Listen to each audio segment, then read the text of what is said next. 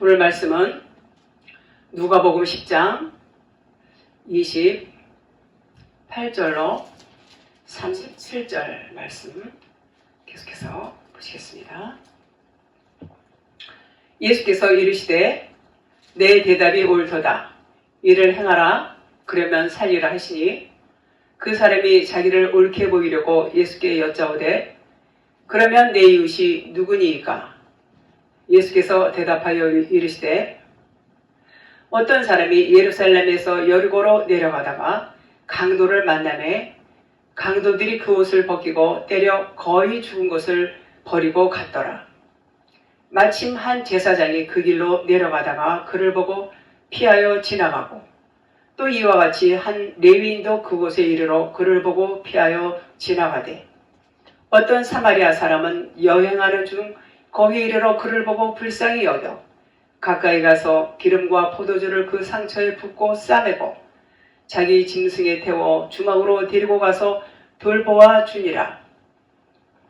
그 이튿날 그가 주막 주인에게 데나리온 2를 내어주며 이르되 이 사람을 돌보아 주라. 비용이 더 들면 내가 돌아올 때에 갚으리라 하였으니 내 생각에는 이 세 사람 중에 누가 강도 만난 자의 이웃이 되겠느냐. 이르되 자비를 베푼 자니이다.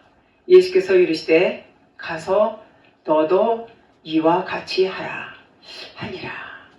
아멘. 예수께서 이제 내 대답이 옳도다. 이를 행하라.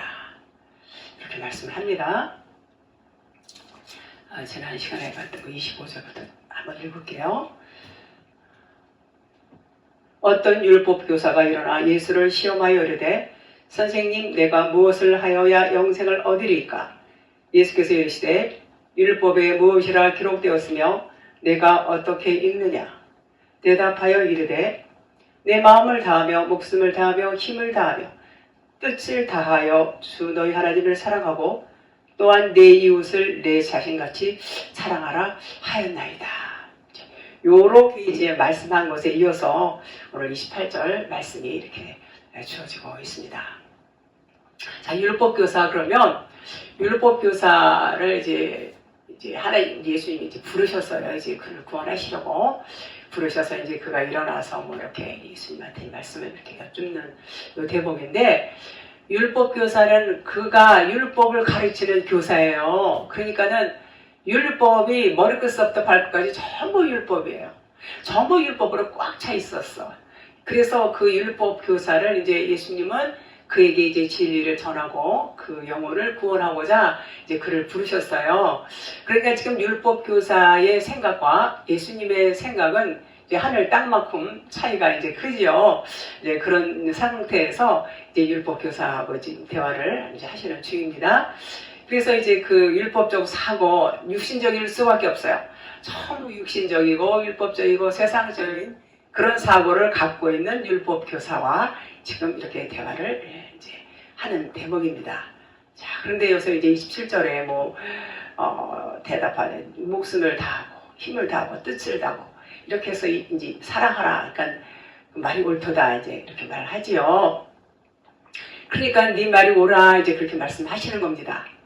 그러니까 예수님은 이제 그런 그에게 이제 하나씩 이제 가르쳐 주는 거예요. 진리의 말씀을. 그래서 이를 행하라. 여기서 이제 보면 지난 시간에 27절 이를 행하라가 이제 포이에오로 되어 있어요. 헬라 말로 포이에오. 말씀드렸듯이 창조하다, 만들다, 만들어지다 이런 뜻을 갖고 있습니다. 그러면은 뭐를 창조하나 뭐 무슨 눈에 보여지는 뭐 건물을 창조하고 이런 게 아니라 창조라면은 이제 내면에서 그 진리가 이제 세워지는 거죠. 진리가 세워진다는 것은 이제 사랑, 진리는 곧 사랑이에요. 사랑이 창조되는 것을 나타내고 있고 사랑이 만들어진다. 그러면 산다, 살리라 그런 말씀을 하고 있는 것입니다. 자, 29절에 그 사람이 자기를 옳게 보이려고 그렇죠. 다 자기를 옳게 보이려고 해요. 더군다나 뭐 율법 교사하면은 뭐 이제 그 율법 그 사고 안에서 그렇게. 그래서 예수께 여짜오되 그러면 내 이웃이 누구니까 이렇게 물어봅니다. 자기를 옳게 여기고 옳게 디카이오 의롭다고 간주하다, 흠없다고 여기다. 이렇게 뜻이 있고 보이려고 델로 원하다, 의도하다, 갈망하다 이런 뜻이 있어요. 율법교사는 자기가 의로운 자가 되기 위해서 원해서 예수님께 이제 질문을 하는데, 그런데 이제 그 자기가 의로운 자가 못 된다는 것을 이제 깨닫는 거예요. 말씀을 통해서 나는 이렇게 할 수 있는 존재가 못 되는구나 이제 깨닫게 되는 것이죠. 자, 그러면 그 이웃이 이제 예수님께 질문하는데 아직은 자기가 그 의로운 자가 이제 못 된다는 것을 이제 알았지만 이제 내가 사랑해야 할 그 이웃을 이렇게 몸과 같이 사랑하라 이렇게 말씀을 이제 다 알고 있지만 정작 그 이웃이 누구인지는 모르고 있어요. 그러니까 이제 물어보지요. 그러니까 네가 의로운 자가 되기를 원하는구나. 그러면 내가 말하는 것을 잘 들어. 이웃이 누구신지. 이 30절 볼게요. 예수께서 이제 예를 들어서 예수님이 그 율법 교사한테 설명을 해주는 대목입니다. 예수께서 대답하여 이르시되 어떤 사람이 예루살렘에서 여리고로 내려가다가 강도를 만나매 강도들이 그 옷을 벗기고 때렸어요. 거의 죽은 것을 버리고 갔더라. 자, 그래서 이제 예수님이 이제 비유로다가 이웃이 누구인지 알려주시려고 이렇게 말씀을 지금 시작하시는 겁니다. 만나서 이제 강도를 만나기 위해서 우리는 여기서 우리가 기억해야 될 것은 우리도 다 이렇게 강도 만난 자가 되어야 돼요. 강도 만난 자가 되어야 구원의 길로 갈 수가 있어요. 예수님은 그것을 이제 나타내시면서 이렇게 우리에게 보여주시는 것을 이렇게 설명하고 있습니다. 그래서 강도를 만나기 위해서 이제 여리고로 가는 거예요. 여리고로. 그래서 강도를 만나서 죽지 않으면은 살 길이 없어요. 늘 제가 말씀드리는 게 죽어야 산다. 그 예수 믿고 구원 받으세요. 우리가 이렇게 말하잖아요. 근데 그거는 조금밖에 안 맞아요. 그래서 예수 믿으시고 죽으시면 구원 받습니다. 이렇게 사실은 말해야 맞거든요. 그러니까 예수를 믿는다는 것은 내가 죽어야 된다는 그런 얘기하고 똑같아요. 내가 그냥 시퍼렇게 살아서 싱싱거리고 그냥 육신이 그냥 충만해서 요거가 죽어야 되거든요. 그런데 그렇게 전도하면 사실은 울려고 안 하겠죠. 사람들이. 그렇지만 죽어야지 살기 때문에 예수 믿고 당신의 육신의 것들이 죽고 내려지면 구원의 길이 열립니다. 이렇게 말씀을 드리는 게 맞다고 보지요. 자, 그래서 여기서 이제 예루살렘으로 가는데 예루살렘에서 이제 여리고로 가지요. 근데 이제 예루살렘이라는 말은 뭐냐면 예루살라임 이런 말인데 평화의 터, 평화의 기초 이런 뜻을 갖고 있어요. 그래서 그 예루살렘은 그 평화가 진짜 진짜 평화가 무엇인지를 가르쳐 주기 위한 모형일 뿐이에요. 예루살렘이. 그래서 예루살렘에 머물 수가 없어요. 왜요? 모형이기 때문에. 진짜 평강을 가르쳐 주기 위한 모형에 불과한 곳이 이 예루살렘이다 그래요. 그래서 그 예루살렘 그러면 금방 율법을 상징하지 이렇게 율법의 핵심 이렇게도 말하고 그렇게 이제 말합니다. 그래서 모형 안에 우리는 있을 수가 없기 때문에 예루살렘을 벗어나야지 돼요. 그래서 살기 위해서 어디로 가요? 여리고로 가는 것입니다. 그래서 예루살렘을 이제 모형으로 준 것을 일단 알아야 돼요. 그래야지 여리고로 갈 수 있어요. 이제 여리고는 문자적으로 보면은 달의 성읍, 달의 성읍, 달이 비춰지고 있는 성읍이다. 이런 뜻이 있어요. 그러면 달은 언제 뜨죠? 밤에 뜨지요. 밤을 의미하고 있어요. 밤을 의미한다는 것은 어두움이고 어두움이라는 것은 육신이고 율법이고 죄다 이렇게 볼 수 있어요.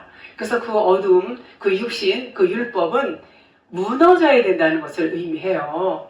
여러분들 그 여리고성 무너지는 거 아주 통쾌한 그런 거 우리 성경에서 보셨지요 다. 자, 그래서 그 여리고는 무너져야 된다는 것. 그래서 우리가 여리고로 간다는 것은 나도 여리고처럼 같이 무너져야 돼. 이런 의미를 갖고 있습니다. 그래서 예루살렘에서 이제 여리고로 가니까 이제 강도를 만나는 곳이고, 이것은 이제 자기가 강도를 만나야 어때요? 강도가 옷을 벗기고 막 그랬죠. 벗기고 매맞음 막 때려서 거의 죽게 되니까 이제 그거 갔다 그랬어요. 그것이 뭐냐? 강도를 만나서 우리가 우리의 육신의 것들, 율법적인 것들, 이 세상적인 것들 전부 그것이 강탈당해야 돼요. 강탈당하고 다 벗기고 다 빼앗기고 그냥 막 얻어맞고 이렇게 해서 이제 다 거의 죽게 되었다 이렇게 말씀하죠. 그래서 그 죽고 무너지는 것은 살기 위해서 그 과정이 없으면 살 수 있는 길이 없기 때문에 반드시 우리는 여리고성이 무너지듯이 우리의 육신의 것들도 같이 무너져야 돼요. 강도를 만나서 강도에게 전부 벗기고 매맞고 그렇게 무너져서 거의 죽게 된다는 것은 이제는 살 길이 열린다. 그런 의미가 있어요. 그래서 그 살 길이 뭐예요? 그 살 길이라는 것은 구원을 의미하고 있습니다. 자, 그래서 육신의 생각이 무너져야 되고, 육신 이 율법 표면 말씀이 무너져야 돼요. 이거 무너지지 않고 계속해서 글씨 써져 있는 거 갖고 어쩌고 저쩌고 하면은 이게 어떻게 돼요? 이거 갖고만 하면 껍데기만 갖고 그냥 운운하는 거예요. 이게 알맹이가 아니란 말이에요. 알맹이 아니라는 얘기는 진리가 아니라는 얘기예요. 그래서 우리는 그거를 간과하면 안 돼요. 얼마나 많은 사람들이 이 껍데기 말씀을 붙들고 그 말씀을 진리로 오해하고 있지 않습니까? 자, 그래서 그 무너지면 좋은 것이고 이 세상 기준 이런 것들이 다 무너져야 된다는 거. 무너지지 않으면 살 길이 있다 없다. 요한복음 10장 8절에 나보다 먼저 온 자는 다 절도요 강도니 양들이 듣지 아니하였느니라. 나보다, 여기서 나는 예수님이죠. 예수님보다 먼저 온 자가 뭐죠? 율법을 메고 있습니다. 율법. 율법은 죄를 깨닫게 해요. 그래서 여기서 30절에서 어떤 사람이 여리고로 가다가 강도를 만났다는 것은 무슨 의미냐면 지금까지 믿고 의지했던 게 뭐예요? 여러분과 저도 지금까지 뭘 믿고 의지했어요? 이 율법 말씀, 이 껍데기 말씀, 이 말씀 진리의 말씀이라고 다 그렇게 믿고 의지하고 배우고 가르치고 뭐 교재고 뭐 신학이고 교리고 전부 뭐예요? 이 껍데기 말씀으로 만들어진 거예요. 그러니까 이 말씀이 얼마나 권위가 있고 얼마나 이 말씀이 수백 년 이게 전통이 있고 이 말씀이 절대적이지 않습니까? 그러니까 이 말씀을 믿고 그렇게 순종하고 그저 그냥 열심을 내고 뚝심을 내고 그렇게 이제 믿음 생활을 해왔단 말이에요. 그랬는데 그것이 이제 이것이 율법의 행위가 다른 것이 아니었구나. 이것이 강도였다는 것을 깨닫게 된 거예요. 이 강도 만난 자가 이걸 깨닫게 된 거예요. 깨닫지 못했으면 이 말씀이 강도라는 것을 못 깨달으면은 아직 강도 만난 게 아니에요. 이걸 깨달아야지 우리는 강도 만난 자가 되어서 구원의 길로 옮겨갈 수가 있어요. 그러니까 이 율법 말씀은 겉에 건데 그 겉에 건 줄 모르고 그냥 쏘은 거예요. 한마디로 겉에 거 껍데기 진짜가 아니라 비유의 말씀을 비유가 아닌 진리로 알고 믿고 그리고 행하고 이렇게 한 것이 강도를 만난 거다 그런 말이에요. 강도다 그런 말이에요. 그러니까는 이것이 벗겨지지 않으면은 이것이 무너지지 않으면은 구원의 길로 갈 수가 없다 그런 말이에요. 그러니까는 요한복음 10장 10절에 여기서 10장 8절에 나보다 먼저 온 자는 절도요 강도니. 이게 율법 말씀이란 말이에요. 이 율법 말씀이 절도 강도란 말이에요. 그러니까 양들이 알아듣지 아니하였느니라. 10절 볼게요. 도둑이 오는 곳은 도둑질하고 죽이고 멸망시키려는 것뿐이요. 이렇게 말했어요. 그 도둑이란 말이야. 죽이고 멸망시키려고 뭐가요? 율법의 행위, 율법을 그저 진리로 그냥 붙들고 있는 이런 모든 것들이 도둑이요, 절도요, 강도다 그런 말이에요. 그러니까 우리는 도둑이요, 절도요, 강도라는 것을 알아야 돼요? 몰라야 되겠어요? 이것을 알아야 우리가 벗어나올 수가 있어요. 다 당하고 다 뺏기고 다 얻어맞고 이러고 이제 나와야 살 길이 열린다 그런 말이에요. 그 예수님이 내가 온 것은 양으로 생명을 얻게 하고 더 풍성히 얻게 하려는 것이다 이렇게 말씀하죠. 그러니까 율법 아래서의 모든 행위, 모든 그 순종하고 따르고 믿고 이제 그 행위가 뭐냐? 절도요, 강도요, 도둑이다 그런 말이에요. 그러니까 예수님이 오셔서 그것을 깨워주시는 거예요. 일깨워주시는 거예요. 그래서 예수님은 양으로 생명을 얻게 하고 더 풍성히 얻게 해주시기 위해서 오셨다. 그런 말씀을 하시죠. 자, 그래서 이제 이 어떤 사람이라는 사람은 이 여리고로 오기 전에는 어떻게 했어요? 율법을 잘 지켰어요. 율법 안에 갇혀서 율법으로 살았어요. 이 레위나 제사장이나 다름없이 그 율법 안에 갇혀서 율법으로 살던 사람이었어요. 그렇지만 그 율법이 절도요, 강도인 줄 모르고 그러고 열심히 순종하고 살던 사람이에요. 그렇게 살았어요. 그러다 이제 강도를 만났죠. 로마서 7장 9절에 이 말씀 참, 그 바울이 율법을 깨닫지 못했을 때는 뭐라고 했어요? 자기가 살았어요. 그때까지는 이거 뭐냐? 아직 강도를 못 만났어요. 강도를 못 만났을 때는 자기가 살아서 그냥 기세가 등등해서 막 그냥 예수 믿는 사람들 잡으러 다니고 앞장서서 그때도 막 담에색에도 예수 믿는 사람 잡으러 가다가 주님을 만나는 그런 놀라운 경험을 하게 되죠.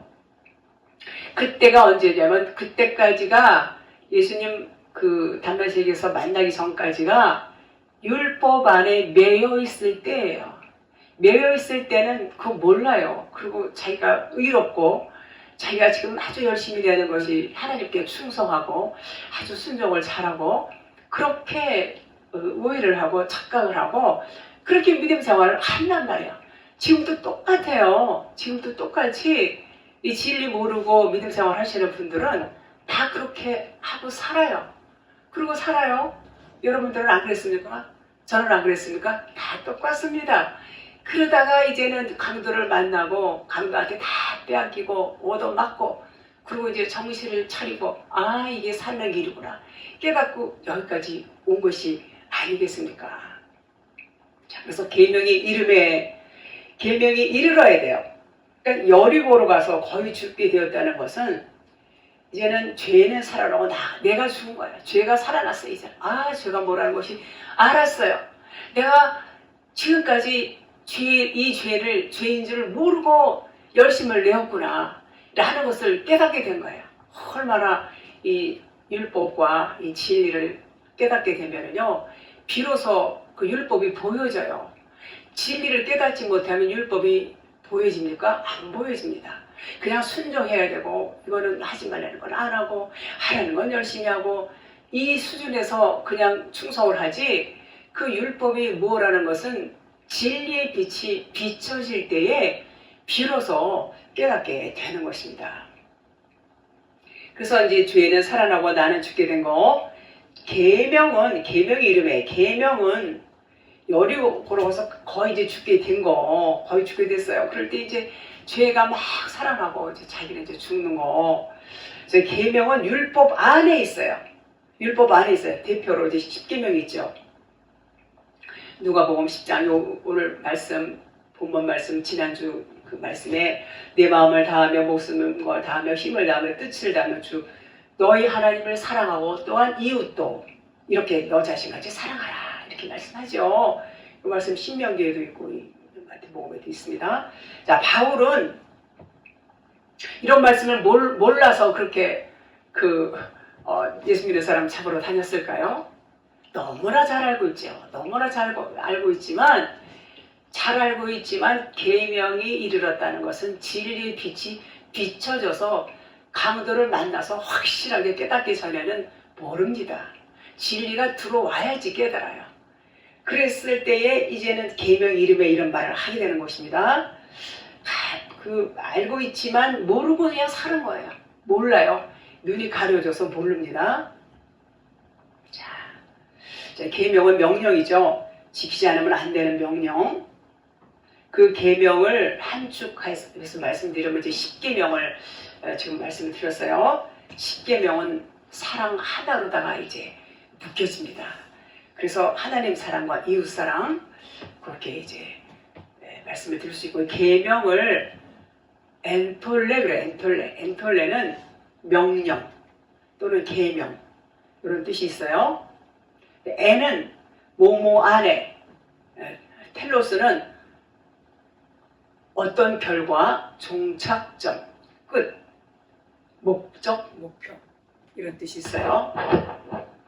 텔로스가 그래서 엔톨레, 요것은 무슨 의미냐면 세금을 다 완납한 상태를 텔로스라고 하는데, 즉 계명이라는 것은 부과된 세금을 모두 완납한 상태. 계명.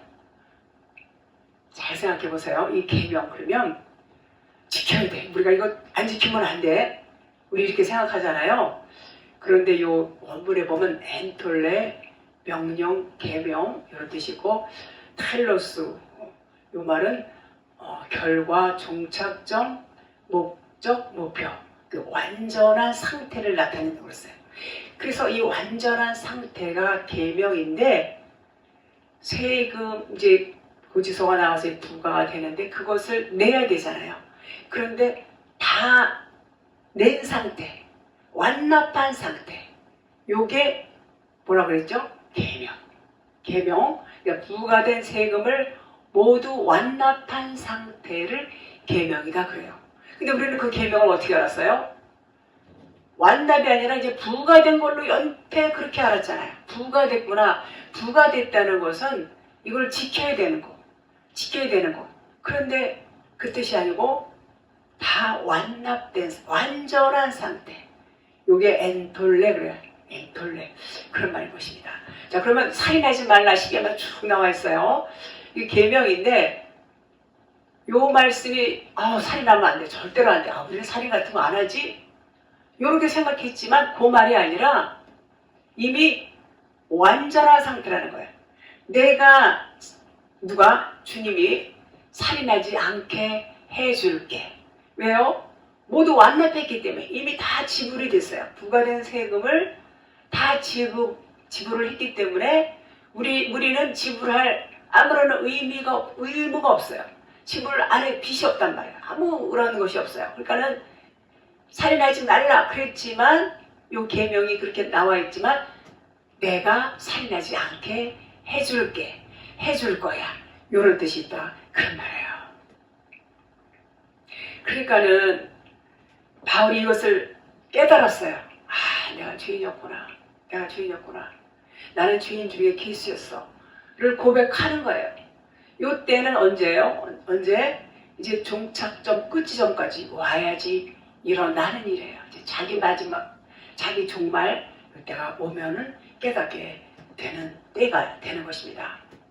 자, 행함으로 열심을 내는 율법 아래서의 행위 언약이, 모든 사람들이 지금도 얼마나 몸이 부서져라고 지금도 하는 거 보면은요 막 입이 부르트고 그냥 막 그렇게 되도록 열심을 냅니다. 아주 열심을 내요. 그렇게 하는 것은 행위 언약 안에 있기 때문에 그렇습니다. 율법 아래서 무겁게 무거운 짐을 지고 있는 그런 삶이에요. 수고하고 무거운 짐을 지고 있어요. 왜요? 진리를 모르면 그렇게 할 수밖에 없는 것입니다. 근데 그것은 아니라는 것을 이제 깨닫게 된 거예요. 오로지 주님의 은혜로 은혜 언약 안에 들어오게 되면 비로소 깨달아요. 하나님께서, 우리 주님께서 십자가에서 다 해결해 주셨어요. 해결해 주셨고, 이제는 나머지 뭐예요? 계명 쭉 주신 거, 이제는 내가 해줄 거야. 너희들은 내가 해주는 것을 받으면 돼. 주는 것을 받으면 돼. 애기들이 엄마, 부모한테 뭘 해주려고 하나요? 부모가 애기들한테 일방적으로 다 해주죠. 우리는 자녀예요, 자녀. 아버지는 우리의 부모잖아요. 그러니까 받으면 돼요. 그 부모의 사랑을 우리는 받으면 돼요. 빚진 게 없어요, 우리는요. 부모 자식 간에 빚이 있습니까? 그런데 얼마나 많은 사람들은 이 율법 아래서 우리는 빚졌다, 우리는 빚진 자야, 이렇게 하면서 몸이 부서져라고 충성을 합니다. 자, 그래서 우리는 그 계명을 우리 육체로는 할 수 없어요. 할 수 없는 법을 내가 지금까지 부단히 애를 쓰면서 하려고 몸부림을 쳤구나. 그것을 깨달아야 돼요. 그것을 이제 알게 된 거예요. 누가요? 바울이 알았어요. 그리고 이제 그 강도 만난 자가 이제 알게 되는 것입니다. 그러니까 죄는 살아나고 나는 죽은 것, 이것이 이제 오늘 강도 만난 자 그 상태를 이렇게 말씀하고 있습니다. 31절 볼게요. 마침 한 제사장이 그 길로 내려가다가 그를 보고 피하여 지나가고, 자, 피하여 지나갔다. 안티파레르 코마이. 자, 안티 그러면 좀 아시죠? 반대 대신에 뭐 때문에 반대편의 뜻이 있는 것을 안티라고 해요. 안티. 그래서 피하여 지나갔고, 안티파레르 코마이. 그러니까 예루살렘에서 여리고로 와서 죄인임을 깨달은 사람, 이제 깨달았어요. 강도 만난 자는 이제 깨달았어요. 깨달은 사람과 이 제사장, 레위인, 이 사람들은 깨닫지 못했죠. 그러니까 반대가 된단 말이야. 피하여 지나가고 반대예요. 자, 제사장은 율법의 제사 행위를 늘 이제 성전에서 드리는 제사장 직분을 가진 사람이고, 그러니까 동물을 잡아서 피를 뿌리고 이런 행위를 하지요. 동물을 죽입니다. 그러나 오늘 이 본문에서 강도 만난 이 강도 만난 사람은 어땠어요? 맞았잖아요. 강도한테 이렇게 붙잡혀서 맞고 다 옷도 벗기고, 그러니까 자기 몸이 산 제물이 된다, 이렇게 볼 수가 있는 것입니다. 그래서 산 제물로 제사를 드리는 것이다 라고 볼 수 있어요. 로마서 12장 1절에 그러므로 형제들아, 내가 하나님의 모든 자비하심으로 너희를 권하노니 너희 몸을 하나님이 기뻐하시는 거룩한 산 제물로 드리라. 이는 너희가 드릴 영적 예배니라. 이런 말씀들은 너무 잘하시죠. 그런데 자기는 안 주려고 그래. 자기는 안 주고 하나님 앞에 헌금하고 예물 드리고 충성하고 이런 쪽으로다가 많이 가요. 예배는 자기 죽음이에요. 죽음이 없이는 제사 지낼 때 동물을 안 잡습니까? 다 크든 작든 동물을 잡아 죽이고 하나님께 나가잖아요. 그러니까 우리가 산 제물이라는 것은 내가 죽음으로 하나님 앞에 가는 거예요. 그 예배를 하나님이 기뻐 받으신다 그랬어요. 내가 죽지 않는 것은, 내가 살아서 하나님 앞에 나가는 것은 하나님이 기뻐 받으시는 예배가 아니다, 그런 말씀인 것입니다. 32절 볼게요.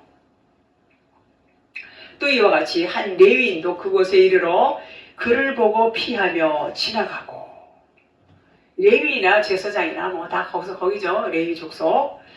이와 같이 이렇게 표현하는 것은 똑같다 그런 말이에요. 이 사람이랑 이 사람은 똑같아 그런 말이에요. 그래서 제사장의 레위나 똑같다. 자, 제사장은 레위 지파에서만 이제 제사장 직분을 맡죠. 그리고 레위 지파 사람은 제사장이 아니더라도 성전에서 섬기는 일을 맡는 사람은 다른 지파는 못해요. 전부 레위 지파 사람만 합니다. 그러니까는 똑같다 이렇게 볼 수 있죠. 자, 이들은 율법 아래서 행위 언약 안에 있는 사람들이에요. 이 레위 지파 이 제사장만 그런 게 아니라 진리 밖에 있는 사람들, 그러니까는 진리 바깥에는 율법이죠. 오늘날 똑같이 율법만 고수하는 많은 믿는 자들, 그분들도 똑같이 율법 아래서 행위 언약을 하고 있어요. 그래서 여기서 레위인과 제사장은 아직 진리를 깨닫지 못한 상태, 은혜와 진리가 뭔지 모르는 상태. 그러니까 그들이 여리고로 지나가다가 이제 강도 만나는 사람을 똑같이 이제 만나게 되는 것이죠. 그러니까 자기랑 반대구나 그러고 피해서 갑니다. 그 의미는 율법에는 생명이 있다? 없다. 없어요. 율법으로는 이 강도 만난 자를 살릴 수 있는 방법이 없어요. 못 살려요. 그러니까 피해서 가는 겁니다. 전부 율법 아래에 있는 자들은 피해서 가는 거예요. 그래서 율법으로는 강도 만난 자를 살릴 수가 없다는 것을 보여주는 대목이에요. 이게 피해서 지나간다는 건 아유 나는 귀찮고 바쁘니까 이런 차원이 아니에요. 이들은 살릴 수 있는 그 생명 자체가 없다는 것을 이렇게 보여주는 대목인 것입니다. 자, 강도 만난 자는 똑같이 이들처럼 율법 아래 있었지만 이제는 그 율법으로는 죽었어요. 율법은 거의 죽은 자가 된 거예요. 자, 그 얘기는 율법에서 나왔다. 율법에서 이제 나왔어요. 그 말과 같은 거예요. 그러니까 제사장이나 레위인과는 반대편에 서 있는 거죠. 반대편에 있는 거죠. 그래서 이 진리가 살릴 수 있는 이 진리가 없기 때문에 그들은 피해서 가는 것이고, 그러니까 누가 와요? 사마리아인은 여기서 이제 예수님을 지금 예표하고 있어요. 사랑과 생명이신 예수님, 사마리아인이 등장을 합니다. 히브리서 7장 11절. 레위 계통의 제사 직분으로 말미암아 온전함을 얻을 수 있었으면 백성이 그 아래서 율법을 받았으니 어찌하여 아론의 반차를 따르지 않고 멜기세덱의 반차를 따르는 다른 한 제사장을 세울 필요가 있느냐, 이런 말씀이죠. 이 말씀은 혈통이 아닌 것을 지금 말씀하고 있어요. 레위 지파가 아닌 또 다른 지파에서 멜기세덱의 반차에서 누가 나오죠? 멜기세덱의 반차, 이 혈통이 아니에요. 예수 그리스도가 이제 나오시죠. 레위 지파가 아니고 유다 지파. 유다 지파는, 유다라는 말은 찬송하다, 찬송, 하나님을 찬송하다, 이런 뜻을 갖고 있는 것이 이제 유다인데, 유다 지파에서 이제 나오셨어요. 이 얘기는 혈통이 아닌 것을 지금 이렇게 말씀을 해주시는 것입니다. 33절 보겠습니다. 어떤 사마리아 사람은 여행하는 중 거기 이르러 그를 보고 불쌍히 여겨. 자, 사마리아, 사마르에서 온 단어예요. 지키다, 보호하다, 마음의 색이다. 여기서 온 단어인데, 사마리아인이라는 것은 율법의 완성을 말하고 있어요. 율법을 다 지켜서 마음의 율법이 이제 율법이 뭐라는 것을 마음에 이제 깨달았어요. 깨달은 사람, 요 사람이 사마리아인이에요. 그런 상태를 사마리아인으로 표현하고 있는 것입니다. 여행하는 중, 그러면은 이 사마리아인은 이제 여기 사는 사람이 아니라 외부에서 오신 분, 그러니까 타지에서 왔단 말이에요. 타지에서 왔다. 타지이네요. 그러니까 예수님은 이 땅에 있는 분이 아니잖아요. 그죠? 예수님은 하늘에 계신 분이잖아요. 예수님은 나는 땅에 속하지 않았다 그랬어요. 나는 하늘에 속했다, 이렇게 말씀하시잖아요. 이와 같이 예수님만 하늘에 속한 것이 아니라 여러분과 저도 우리가 진리 안에 거하고 우리가 십자가 죽음을 통과한 우리 믿음의 사람이라면 우리 역시도 우리가 땅 위에 속해 있는 사람이 아니에요. 우리가 속한 세상은 하늘이다, 그런 말이에요. 무슨 말씀인지 아시죠? 그래서 우리는 이제 여기서 사마리아인이 이제 나그네로 이렇게 나오잖아요. 여행한 중에. 그러니까 우리 역시도 이 세상은 나그네예요. 나그네고 우리는 이제 하늘에 이제 우리 집이 있지요.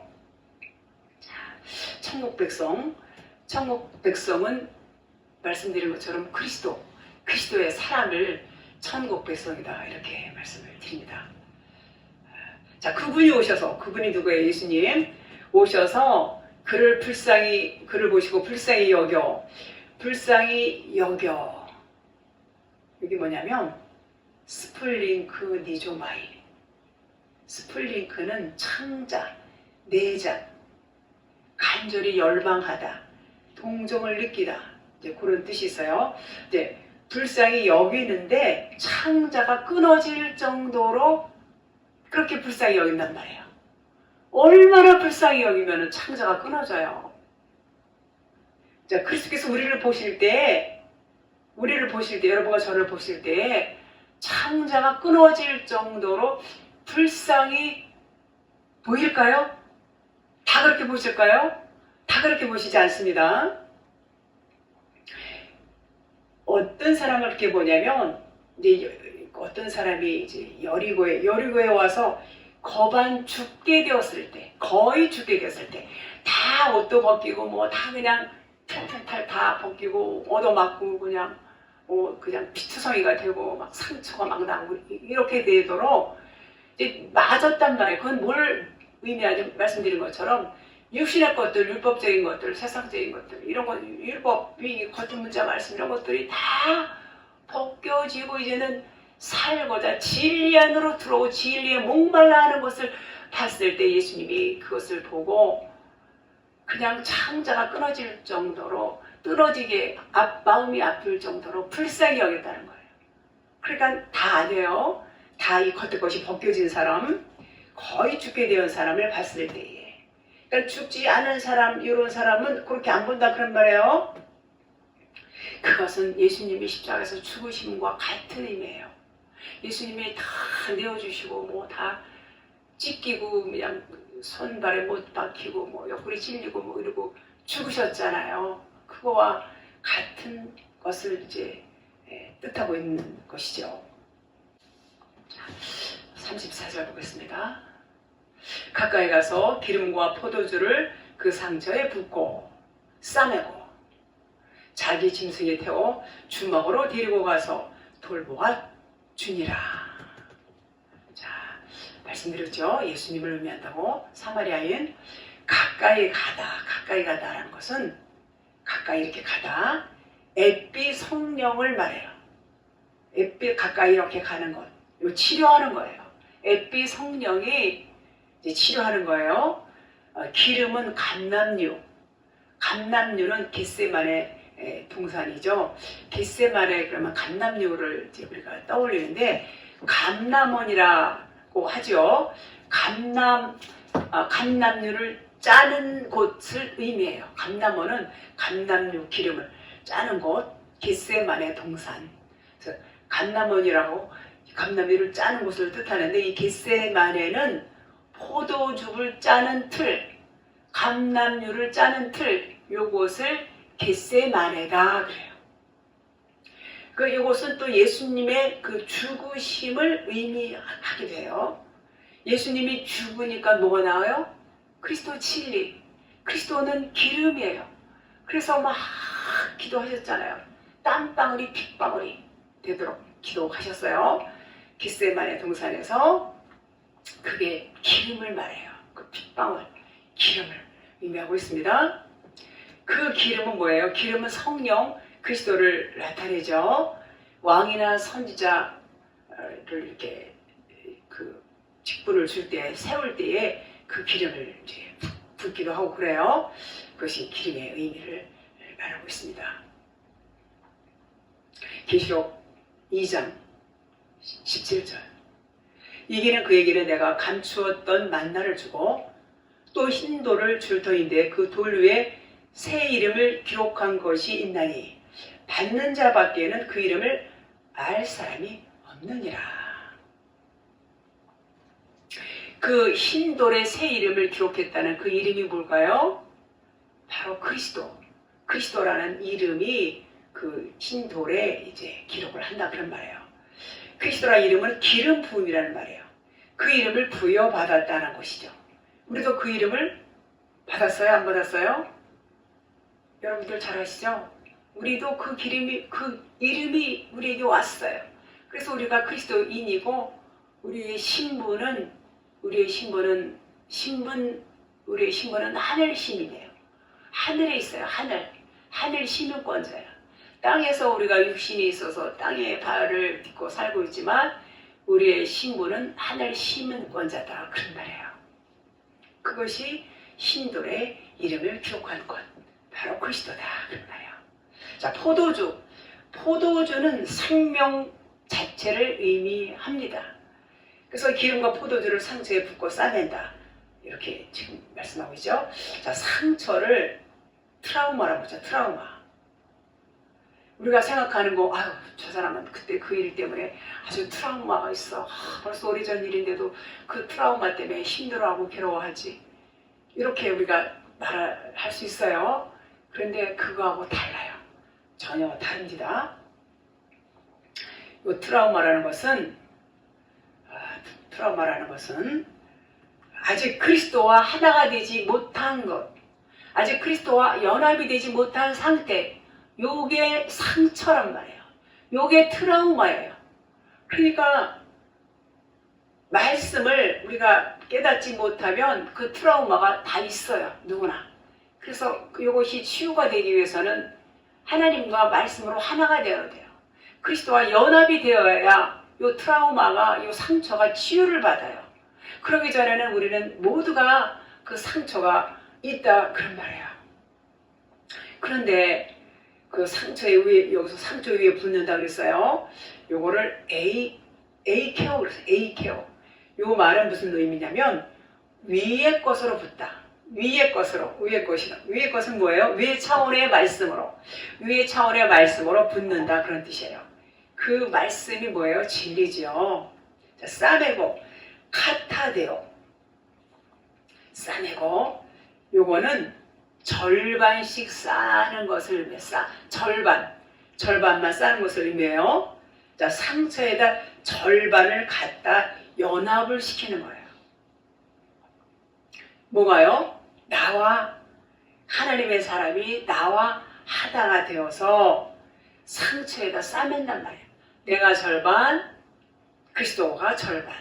그래서 반반씩 해서 하나가 되게, 즉 예수 그리스도라고 하는 절반을 가져다가 우리 상처, 우리 트라우마, 아직 하나로 되어 있는, 아직 연합이 되어 있지 못한, 그러니까 이것이 절반이죠. 그래서 하나가 되기 위해서 그리스도와 여러분과 제가 같이 싸매는 것, 이렇게 되는 것이 연합이고 하나가 되는 것이죠. 그러면 이제 상처가 치유되는 거예요. 트라우마가 이제 치유가 된다 그런 말이에요.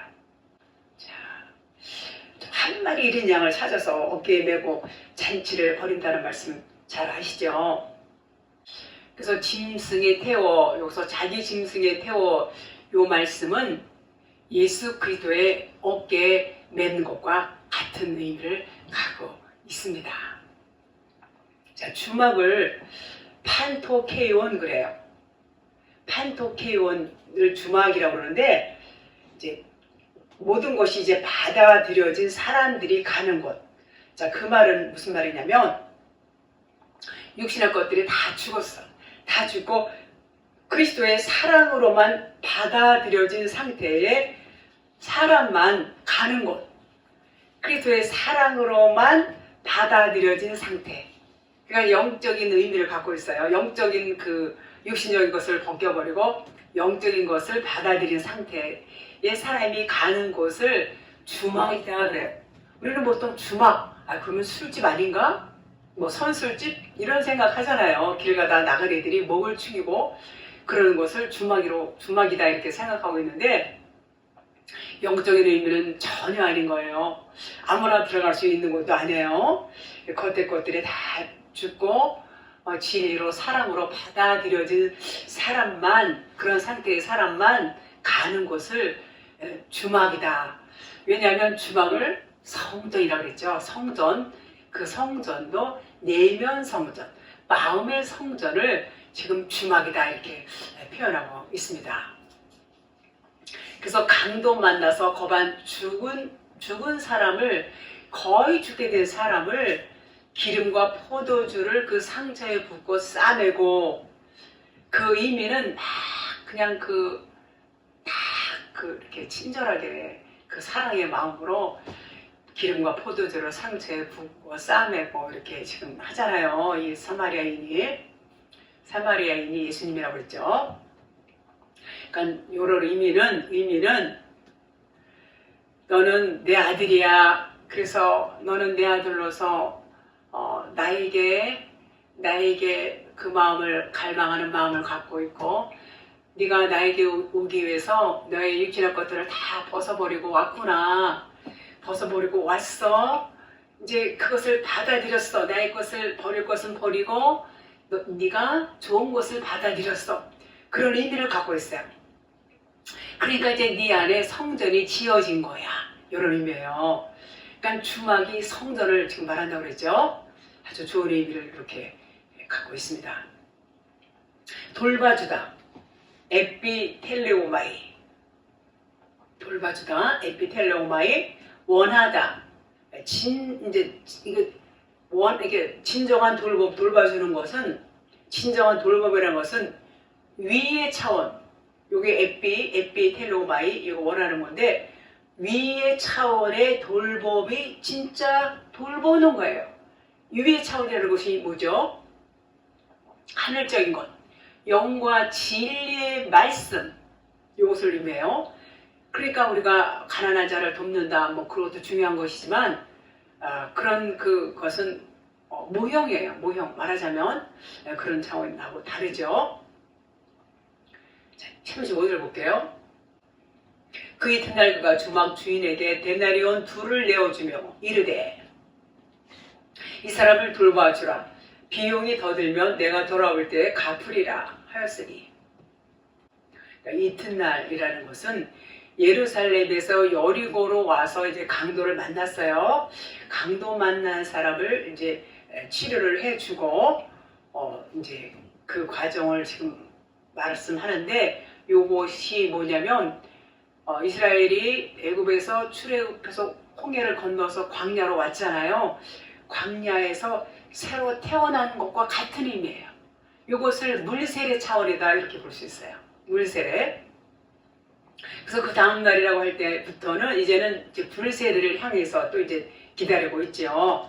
자, 우리가 율법에서 태어나서 살다가 율법에서 벗어난 자체가 물세례 차원이에요. 그러니까 물세례를 일단 받아야 돼요. 그런데 얼마나 많은 사람들이 율법 안에서 아직 물세례도 못 받고 있는 그런 상태로 살고 있지 않습니까? 그런데 그것을 알을까요? 모르지요. 모르고 살고 있어요. 그래서 물세례를 받고 새로 태어나게 되고, 그 이튿날 이제 두 번째가 이제 불세례를 또 기다려야 되죠. 주막 주인에게 사마리아인이 이제 예수님이라고 했죠. 비용이 더 들면 돌아올 때 내가 갚는다 그랬어요. 그래 그동안 잘 지켜달라 이렇게 부탁을 하고 데나리온 2를 주죠. 자, 돌아올 때는 이제 성령으로 오시는 거예요. 성령으로 오셔서 주님이 뭐라고 하셨어요? 내가 떠나가는 것이 너에게 유익하다고 했어요. 내가 가면 내가 너희 약속한 아버지께 부탁해서 성령을 선물로 줄 것이다, 이렇게 말씀하잖아요. 성령으로 오시는 거예요. 예수님이 이제 성령으로. 진리의 성령이 오시면 그가 너희를 모든 진리 가운데로 인도해 주신다 그랬어요. 성령이 오시기까지는 이제 주막 주인이 우리를 이제 돌보시는 거예요. 돌아올 때는 그분이 예수님이 십자가에서 죽으시고 진리의 성령으로 오셔서 우리를 진리 가운데로 인도해 주신다, 그런 말이에요. 그게 뭐냐? 그게 불세례예요. 불세례. 성령세, 불세례. 그때까지는 우리를 돌보셔요. 누가요? 주막 주인이. 그럼 주막 주인은 누굴까요? 말씀이에요. 말씀이 우리를 이끌어 가시잖아요. 그죠? 은혜와 진리의 말씀이 우리를 또 인도해 주십니다. 주막은 성전이고, 성전의 주인은 누구시죠? 하나님이시죠. 그 하나님은 말씀입니다. 이제 그 사마리아인은 주막 주인에게 데나리온 둘을 주지요. 둘은 예수 그리스도를 의미한다고 그랬죠. 예수는 그리스도라는 은혜의 말씀으로 계속 돌봐 주었다 그런 얘기예요. 말씀이 우리를 이제 돌봐 주시는 거죠. 진리의 성령과 하나가 될 때까지 계속 돌봄을 받아야 돼요. 36절 볼게요. 내 생각에는 이제 예수님이 이제 율법 교사한테 하시는 말씀이죠. 내 생각에는 이 세 사람 중에 누가 강도 만난 자의 이웃이 되겠느냐. 이웃을 몸과 같이 사랑하라고 했으니까 그 이웃이 누구인지 네가 알지 않겠느냐, 이제 이런 말씀이죠. 37절 볼게요. 이르되 자비를 베푼 자니이다. 예수께서 이르시되 가서 너도 이와 같이 하라 하시니라. 그러면 여기서 사마리아인 같이 해야 된다 이렇게 생각하기가 쉬워요.